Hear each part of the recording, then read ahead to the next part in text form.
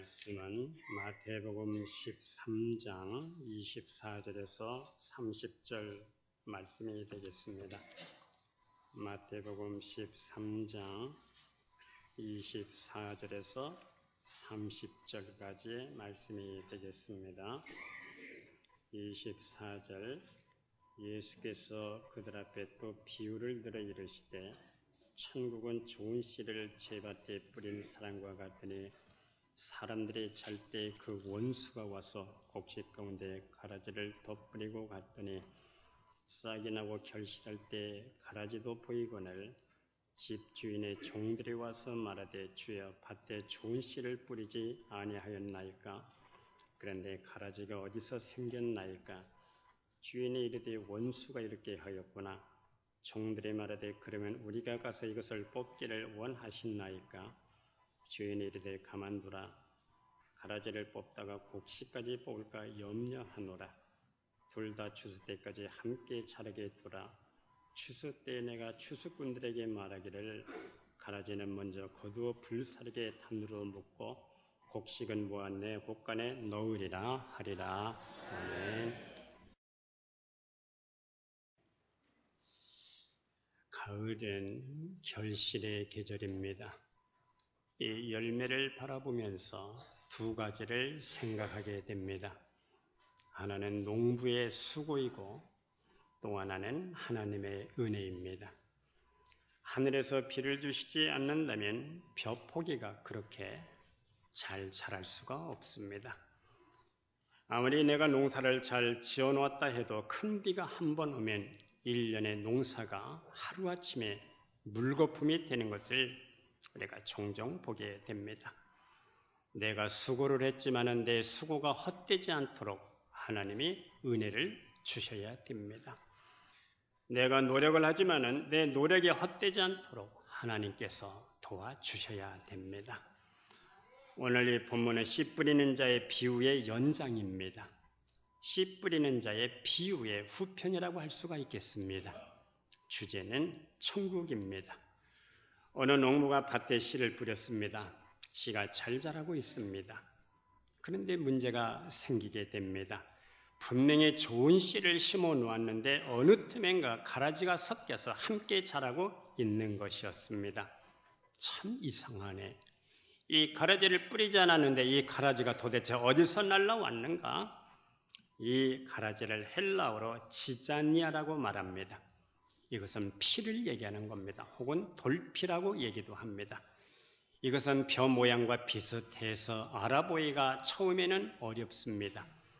잎만 가지고는 구별하기가 어려워요. 그러나 그 뿌리를 보면 금세 차이가 납니다. 돌피의 뿌리는 하얗습니다. 그러나 이 벼의 뿌리는 노랗습니다. 이렇게 뿌리를 보고 구분을 하는데 잎만 보고서는 비슷비슷해서 구분이 어렵다는 겁니다. 그래서 줄과 잎은 비슷한데 뿌리가 달라요. 그리고 결국은 열매가 다릅니다. 악의 모습이 바로 이와 같다는 겁니다. 어느 정도까지는 악의 모습과 선의 모습이 구별이 잘 안 됩니다. 거의 비슷합니다. 별 차이가 없는 것 같습니다. 그러나 그 뿌리를 보면 그리고 마지막에 그 열매를 보면 어느 것이 악이고 어느 것이 선인지 구별이 되는 겁니다. 오늘 우리가 본문에서도 결실할 때가 되었어야 종들이 가라지를 발견합니다. 분명 우리가 좋은 씨를 심어 놓았는데 왜 가라지가 났을까? 도대체 이 가라지가 어디서 날라왔을까? 주인님, 우리가 가서 당장 이 가라지를 뽑아버리겠습니다. 주인이 하는 말이 원수들이 뿌리고 갔구나. 가만 놔두어라. 가라지를 뽑다가 곡식까지 뽑을까? 그게 염려가 된다. 둘 다 추수 때까지 함께 자라도록 두어라. 추수 때 내가 추수꾼들에게 말하기를 가라지는 먼저 거두어서 불사르게 단으로 묶어버리고 곡식은 모아 내 곡간에 넣도록 내가 얘기를 하겠다. 주인은 좋은 곡식에 관심이 있습니다. 하나님의 관심은 의인에게 있습니다. 그리고 함께 자라도록 두어라 하는 말씀에서 때가 되면 가라지를 처리하겠다는 주인의 마음이 나와 있습니다. 하나님의 관심은 선한 것에 있습니다. 우리가 창세기를 보면 소돔과 고모라 사건이 나옵니다. 당시 그 성의 인구는 약 5만 정도였습니다. 당시에도 소도마에도 동성연애자가 있었습니다. 이 속에 속한 의인 10명만 있으면 하나님께서 이 5만 명을 멸하지 아니하겠다는 겁니다. 우리가 수학적으로 계산해 보면 5,000명 중에 의인 1명, 5,000명 중에 의인 1명만 있으면 하나님께서 이 전체를 용서하시겠다는 겁니다. 하나님은 의인에게 관심이 있습니다. 하나님은 악인의 수를 세는 것이 아니라 오늘도 의인의 숫자를 세고 계시는 분입니다. 하나님은 언제나 선한 것을 보고 계십니다. 그런데 우리는 어떻습니까?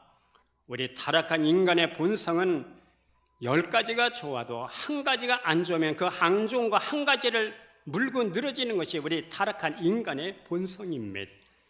우리 그리스도인들이 오해하는 것이 있습니다. 문제는 언제나 없어야 된다고 생각을 합니다. 그런데 사실 이 세상에 문제가 없는 곳이 어디 있습니까? 교회도 직장도 사회도 학교도 문제 없는 곳이 없습니다. 모두가 문제가 있습니다. 그래서 어떤 분이 이렇게 얘기를 합니다. 세상이라고 하는 것은 7개의 문짝으로 8개의 문을 막으려 하는 것과 같다는 겁니다. 이쪽에 바람이 들어와서 저쪽 문을 떼다가 이쪽 문을 막았더니 또 저쪽에서 바람이 들어와요. 저쪽에서 바람이 들어와서 다른 쪽에 문을 띄어다가 또 막았더니 또 다른 곳에서 바람이 들어오는 겁니다. 이 문제를 막으면 저 문제가 터지고 저 문제를 막으면 이 문제가 생기고 이것이 인생이라는 겁니다. 이 세상에 완벽한 곳은 없다는 겁니다. 그런데 문제가 없는 곳이 한 군데 있긴 있습니다. 어디입니까? 공동묘지입니다. 공동묘지는 아주 조용해요. 정막 그 자체입니다. 새소리도 들려오지 않습니다. 이상하게도 공동묘지는 새가 나오진 않아요. 고요. 정막 그 자체입니다. 어느 큰 목장에 양떼들이 있었습니다. 문제는 이 인근 산에서 여우들이 내려오고 이 늑대들이 내려와서 종종 양떼를 물어갑니다. 그러니까 이 목장주인이 열을 받았어요. 목장주인이 이놈의 늑대들 다 박멸해야 되겠다는 생각으로 사냥꾼을 고용해서 늑대와 여우들을 다 죽였습니다. 이제는 됐다. 양들이 이제 안전할 거다 했는데 그런데 웬일입니까? 그해 겨울에 가장 많은 양들이 얼어 죽었습니다. 늑대와 양들이 양들을 잡아먹으려고 쫓아다닐 때는 여우들이 양들을 잡아먹겠다고 쫓아다닐 때 양들이 이리저리 살기 위해서 도망을 다녀서 건강했는데 이제는 늑대가 없어지고 여우가 없어지니까 가만히 앉아서 졸다가 그해 겨울에 수없이 많은 어느 해보다도 많은 양떼들이 얼어 죽었다는 겁니다. 선과 악이 왜 존재하는 겁니까? 그것은 선의 유익을 주기 위해서 악이 존재한다는 겁니다. 우리나라 춘향전은 본선징악입니다. 선을 권하고 악을 징계한다는 겁니다. 변사또를 더 나쁜 사람으로 만들어야 춘향이가 더 선하게 보여지는 거야. 탕관오리를 더 나쁜 사람으로 만들어 놔야 홍길동이 더 의로운 사람으로 보여지게 되는 겁니다. 오늘 본문에서 우리에게 주는 교훈이 무엇입니까? 첫째는 시간이 갈수록 알곡과 가라지가 더욱 분명해지듯이 악은 더 악해지고 선은 날이 갈수록 더 선해진다는 겁니다. 극과 극의 현상이 일어나게 된다는 것. 주님의 재림이 가까울수록 악은 더 극렬해지고 그 속에서도 하나님의 사람들은 더 진실해지고 믿음을 지켜나가기 위해서 더 몸부림을 치게 된다는 겁니다. 알곡과 가라지는 처음부터 본질이 달라요. 처음부터 뿌리가 다른 것입니다. 처음부터 씨앗 자체가 다른 것입니다. 처음부터 씨앗 자체가 다르지만 선은 선대로 악은 악대로 함께 공존해 나간다는 겁니다. 언제까지? 주님이 오실 때까지입니다. 알곡과 가라지가 함께 있듯이 세상에는 진짜가 가짜와 함께 공존합니다. 가짜가 왜 생기는 겁니까? 진짜가 있기 때문입니다. 다이아몬드가 아름답기 때문에 모조품이 나오는 겁니다. 우리가 고린도후서 11장 26절에 보면 거짓 형제가 나옵니다. 가짜 교인이라는 뜻입니다.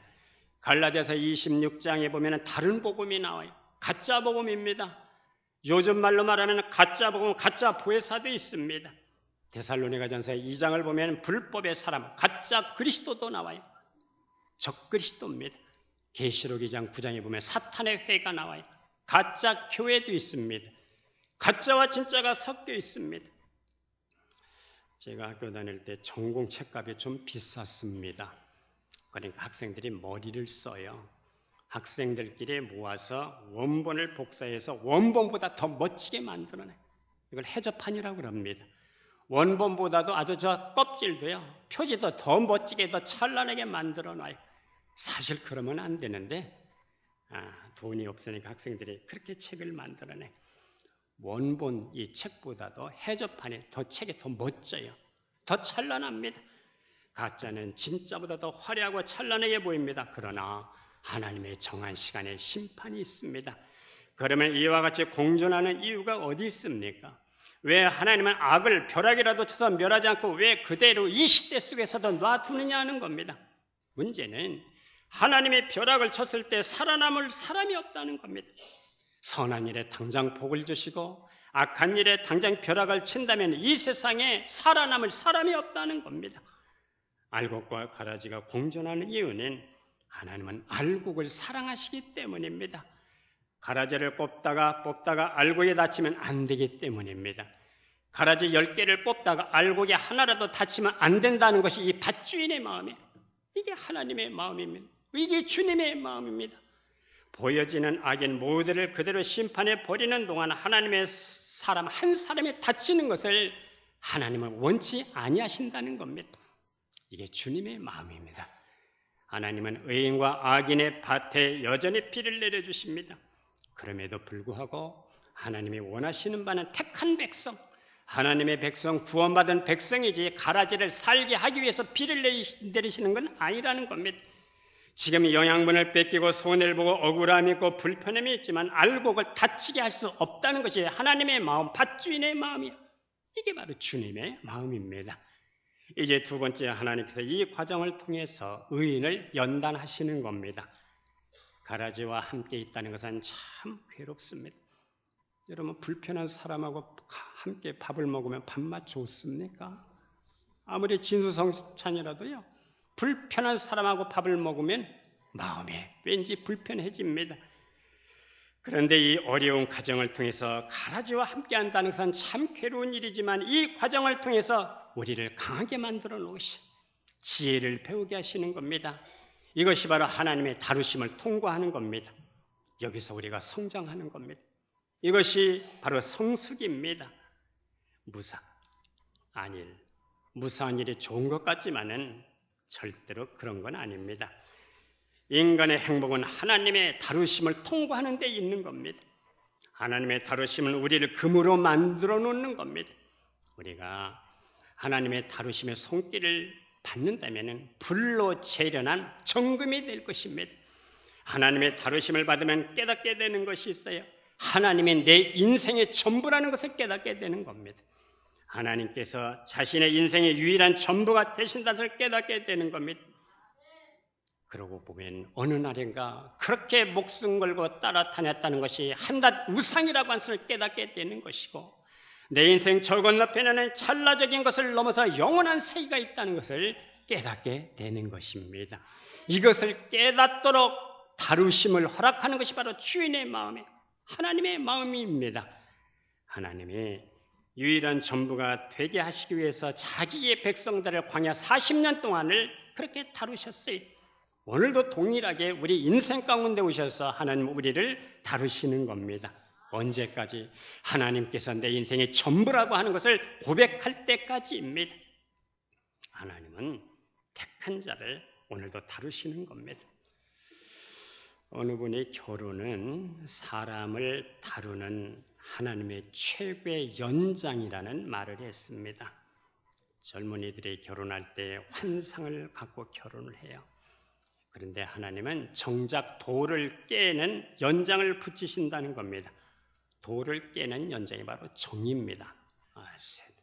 새 두꺼운 거, 그리고 뾰족한 거, 이걸 돌을 대고 망치로 칩니다.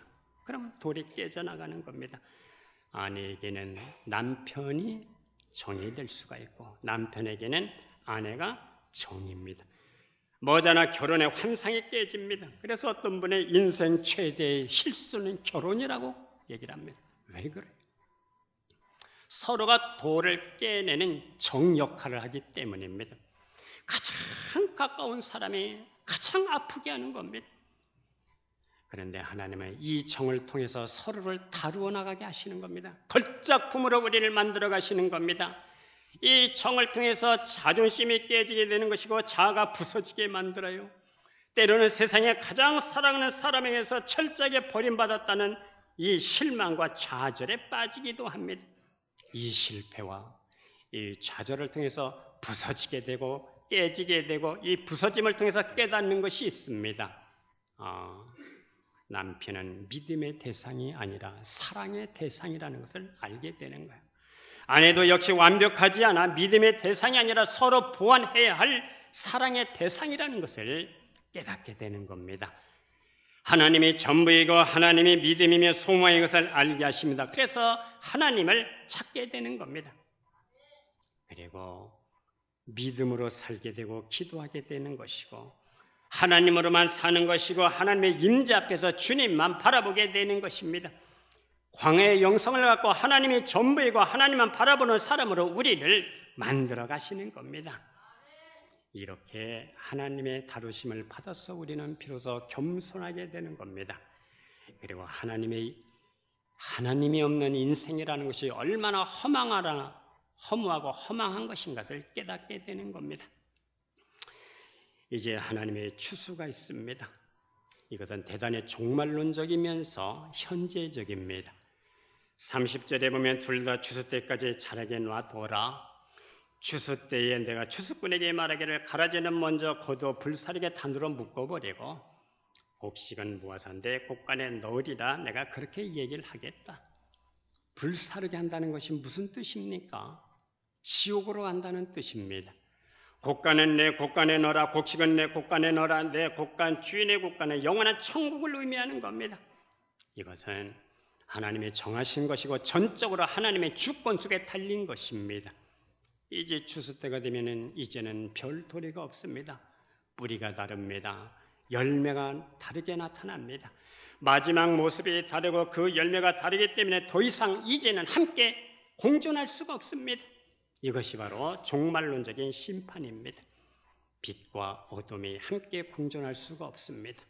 성령과 귀신 벨리알이 함께할 수가 없습니다. 성도 여러분, 우리 성도의 삶은 어떻게 살아가야 되겠습니까? 하나님께 속한 자로 살아갈 수 있기를 기원합니다. 하나님께 뿌리를 둔 자로 살아갈 수 있기를 축복합니다. 우리는 천국 가는 자로 이 땅에서부터 생명책에 기록된 자로 이 땅을 살아가야 될 줄로 믿습니다. 누가 생명책에 그 이름이 기록된 자들입니까? 그것은 기꺼이 좁은 길, 바로 좁은 문을 선택한 사람들입니다. 마태복음 7장을 보면 좁은 문이 있습니다. 넓은 문이 있습니다. 하나는 좁은 문이고 하나는 넓은 문입니다. 축복의 길은 좁은 길, 좁은 문입니다. 예수님은 좁은 문으로 들어갈 것을 권면하셨습니다. 얘들아, 멸망으로 인도하는 문은 그 길이 크고 넓어. 그래서 그 길로 들어가는 사람들이 아주 많아. 그러나 생명으로 인도하는 문은 좁고 협착해서 험악해서 찾는 이가 아주 적어. 그러나 좁은 문은 생명의 길이지만 찾는 이가 적어서 고독한 길이지만은 그 마지막은 영원한 행복, 영원한 축복이야. 멸망으로 가는 길은 그 길이 넓고 커서 쉽게 사람들이 잘 간다는 겁니다. 그러나 그 마지막은 멸망이라는 겁니다. 길이 좁다는 것은 내게 있는 모든 것들을 가지고 갈 수가 없다는 겁니다. 내려놓아야 될 것이 많다는 겁니다. 우리는 어리석은 부자의 얘기를 잘 알고 있습니다. 예수님께서 부자에 대해서 이렇게 말씀을 하십니다. 약대가 바늘기로 들어가는 것이 부자가 하나님 나라에 들어가는 것보다 쉽다. 여러분, 약대가 어떻게 바늘기로 들어갑니까? 약대가 바늘기로 들어가는 것이 부자가 하나님 나라로 들어가는 것보다 더 쉬워. 그럼 세상에 구원받을 사람이 어디 있습니까? 이 말씀은 이 문은 좁아서 무엇을 많이 가지고 못 들어간다는 뜻입니다. 생명만 생각을 해야 들어간다는 것입니다. 우리가 신명기 30장 15절에 보면은 보라, 내가 오늘 생명과 복과 사망과 화를 너희 앞에 두었다고 말합니다. 신명기 30장 19절에 보니까 내가 생명과 사망과 복과 저주를 내 앞에 두었으니 너는 네 자손이 살기 위해서 생명길을 선택하라고 말씀하십니다.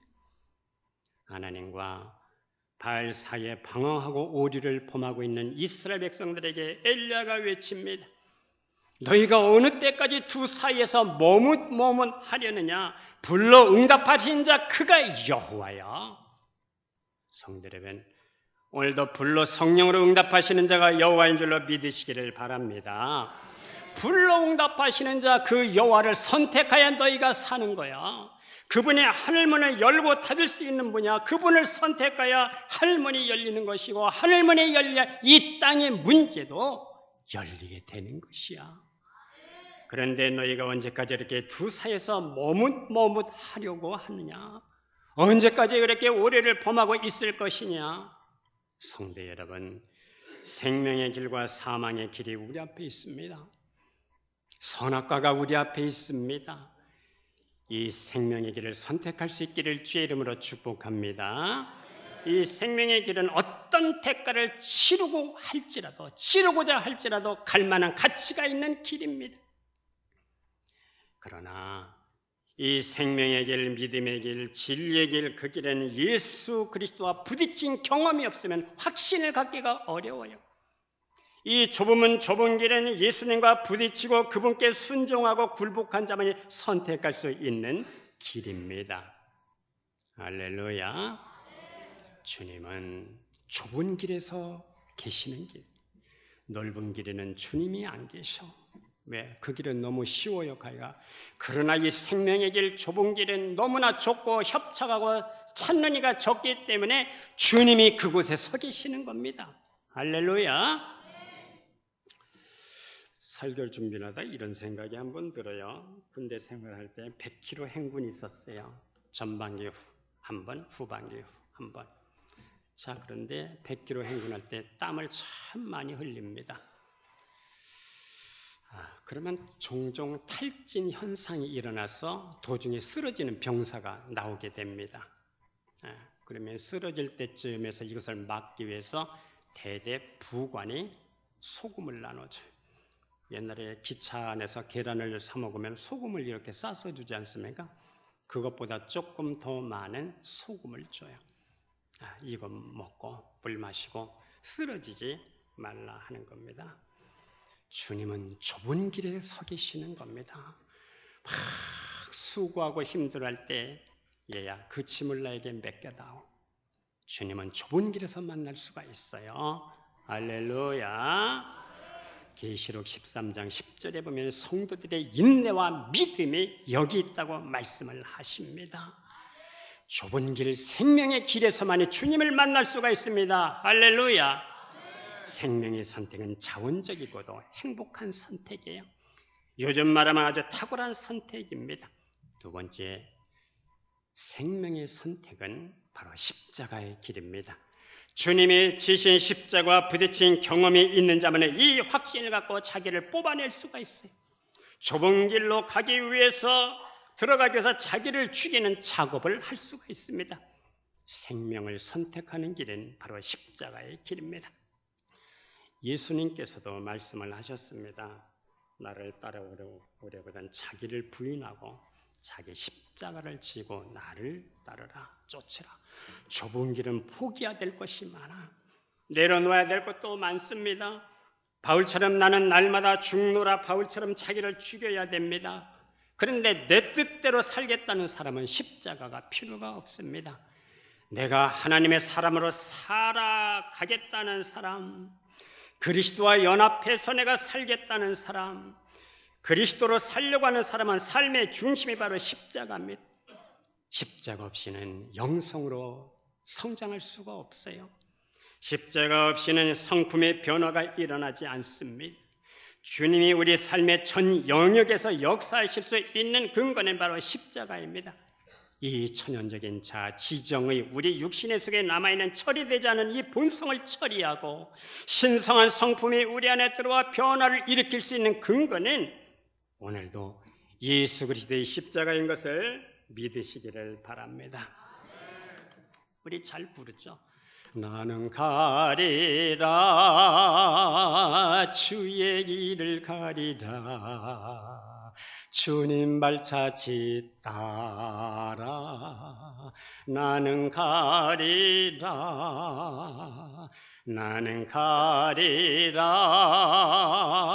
주의 길을 가리라 주님 발자취 따라 나는 가리라 이 길은 영광의 길, 이 길은 생명의 길, 나를 구원하신 주님이 십자가 지고 가신 길, 나는 가리 다 같이 주의 길을 가리라 주님 발자취 따라 나는 가리라.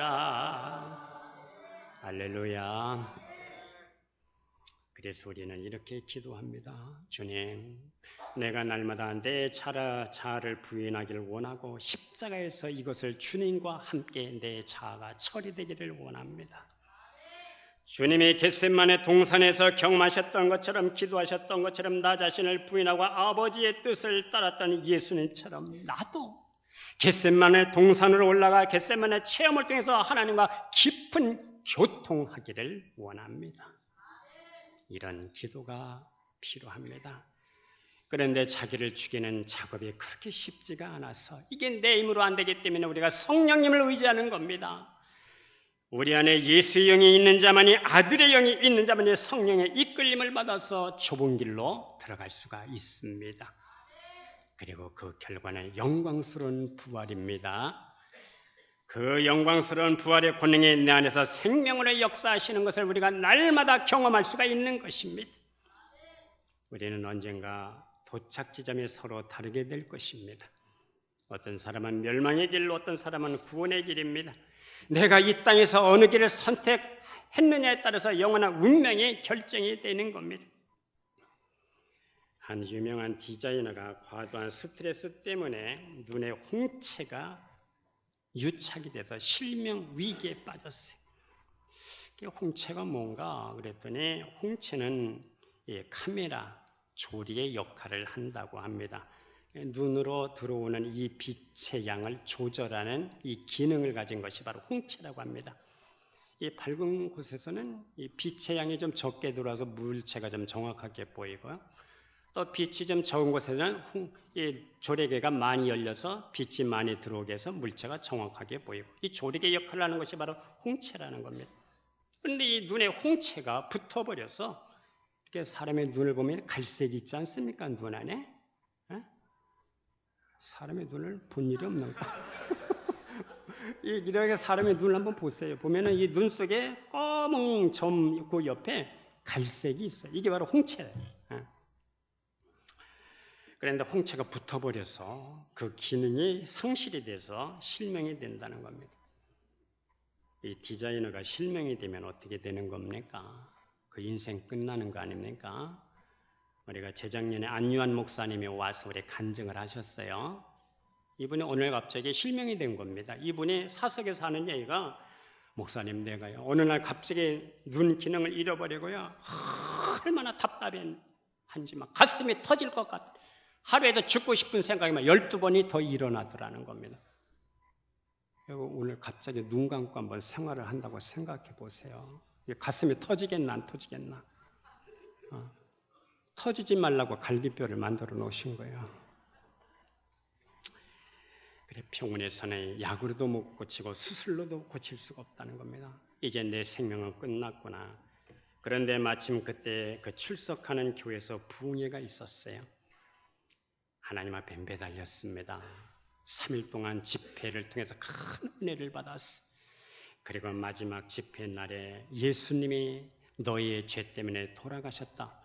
이게 평소에 많이 들었던 말씀인데 그날은 예수님의 십자가의 광경이 눈앞에 펼쳐지면서 그가 찔림은 우리의 허물 때문이요 그가 상함은 우리의 죄악 때문이라 그가 징계를 받음으로 우리가 평화를 누리고 그가 채찍에 맞음으로 우리가 나음을 입었도다. 이 말씀을 통해서 십자가의 광경이 눈앞에 펼쳐지는데 얼마나 눈물을 많이 흘렸는지 몰라요.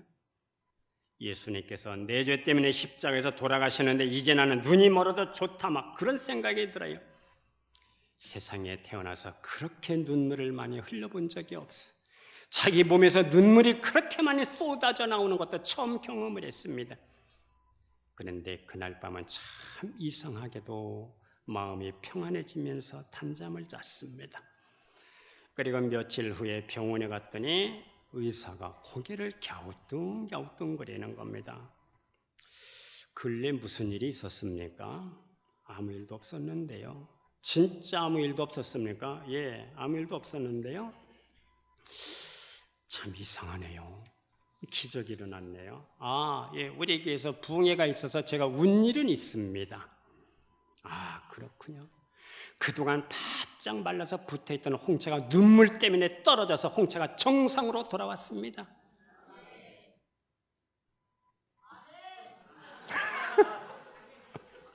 우리 찬양대 할렐루야. 그동안 홍채가 붙어있었는데 눈물을 얼마나 흘렸는지 이 눈물 때문에 붙어있던 홍채가 떨어져서 정상으로 돌아왔다는 겁니다. 유착되었던 홍채가 씻은 듯이 정상이 됐다는 겁니다. 그 이후로 그녀는 기도를 할 때마다 제 눈을 고쳐주신 하나님 아버지 이렇게 기도를 시작합니다. 이분이 서울의 화양동에 있는 세종대학이라고 있어요. 세종대학의 디자이너 학과 박진숙이라고 하는 교수가 간증을 쓴 겁니다. 이분이 우리나라 2002년도 월드컵 축구대회 개막식을 할 때 시각 디자인 감독을 총감독을 맡았어요. 얼마나 멋진 영상을 연출했는지 박제 갈수록 얼마나 받았는지 몰라요. 성도 여러분, 우리는 죽어 천당이 아닙니다. 이 땅에서부터 살아계신 하나님을 경험하면서 살아갈 수 있기를 주의 이름으로 축복합니다. 살아계신 하나님을 경험해야 좁은 문을 선택할 수 있는 확신이 생기는 거예요. 좁은 문을 가기 위해서 성령의 역사가 내 안에서 활성화되기를 축복하고 생명의 역사가 내 안에서 번성해질 수 있기를 주의 이름으로 축복합니다. 하나님 방식으로 살아가는 것이 내 생활에 익숙해질 수 있기를 주의 이름으로 축복합니다. 이것이 생명의 성령의 법으로 살아가는 것입니다. 저는 지난 26년 동안 참 하나님이 많이도 보여주셨어요. 많이도 성령께서 감동해 주셨고 많이도 응답해 주셨어요. 26년간 내 마음대로 교회를 처리한 것은 없습니다. 하나님, 저 사람이 마치 하나님 없이 저렇게 말을 하고 저렇게 하나님이 없는 것처럼 행동하는 사람을 어떻게 할까요? 하나님 앞에 무릎 꿇고 기도하면은 하나님께서 내가 처리하겠다. 너는 가만히 있거라. 하나님이 처리하시겠다고 하는 그 말씀 뒤에 또 하시는 말씀이 있어서 저는 며칠 동안은 와들와들 떤 적도 있어, 하나님 앞에. 그리고 시간이 되니까 그게 말씀이 그대로 이루어지는 것을 보고 내가 떨면서 기도한 적이 있어.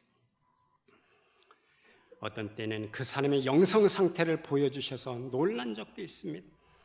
어떤 때는 하나님께서 그것은 귀신의 역사라고 가르쳐 주신 적도 있어요. 귀신이 그 사람을 움직이는 것도 보여주셨어요. 그 사람을 통해서 움직이는 귀신을 축사하고 거부하고 물리치라는 말씀도 해주신 적도 있어요. 어떤 때는 이 문제를 하나님 어떻게 해야 되겠습니까? 했더니 지나가는 바람이다 아무것도 아니다라고 응답해 주신 적도 있어요. 어떤 때는 내가 너와 함께 하겠다. 두려워하지 말고 놀라지도 말라라고 하는 말씀도 해주셨어요. 어떤 때 그 사람을 위해서 기도하면 내가 그를 축복하겠다.